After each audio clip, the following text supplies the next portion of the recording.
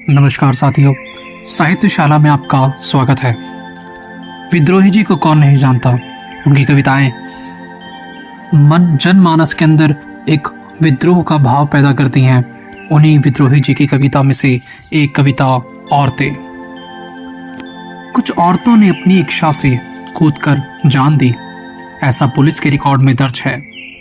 और कुछ औरतें अपनी इच्छा से चिता में जलकर मरी थीं, ऐसा धर्म की किताबों में लिखा है। मैं कवि हूं, करता हूं, क्या जल्दी है। मैं एक दिन पुलिस और पुरोहित दोनों को एक साथ औरतों की अदालत में तलब करूंगा और बीच की सारी अदालतों को मनसूख कर दूंगा।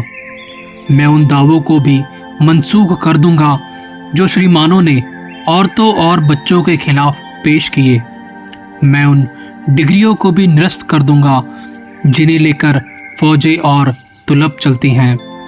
मैं उन वसीयतों को खारिज कर दूंगा जो दुर्बलों ने भुजबलों के नाम की होंगी। मैं उन औरतों को जो अपनी इच्छा से कुएं में कूदकर और चिता में जलकर मर गई हैं, फिर से जिंदा करूंगा और उनके बयानात दोबारा कलमबंद करूंगा कि कहीं कुछ छूट गया तो नहीं, कहीं कुछ बाकी तो नहीं रहा, कहीं कोई भूल तो नहीं हुई।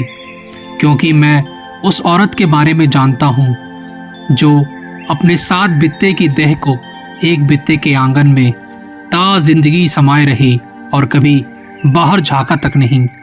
और जब बाहर निकली तो वह कहीं उसकी लाश निकली जो खुले में पसर गई है माँ मेदिनी की तरह।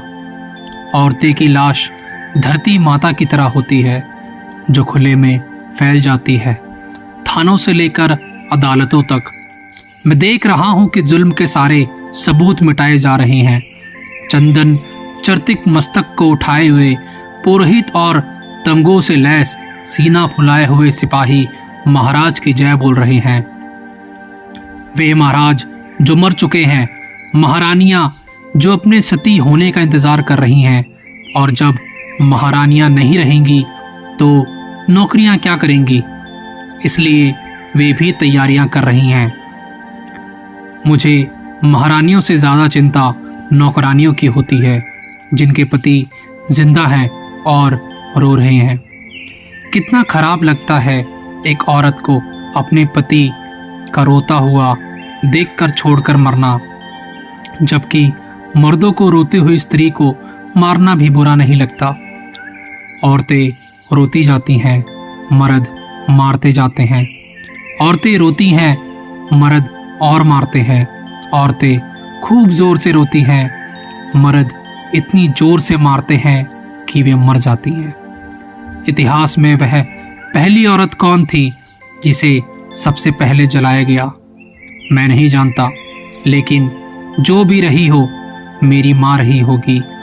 मेरी चिंता यह है कि भविष्य में वह आखिरी स्त्री कौन होगी जिसे सबसे अंत में जलाया जाएगा। मैं नहीं जानता, लेकिन जो भी होगी मेरी बेटी होगी और यह मैं होने नहीं दूंगा। धन्यवाद साथियों।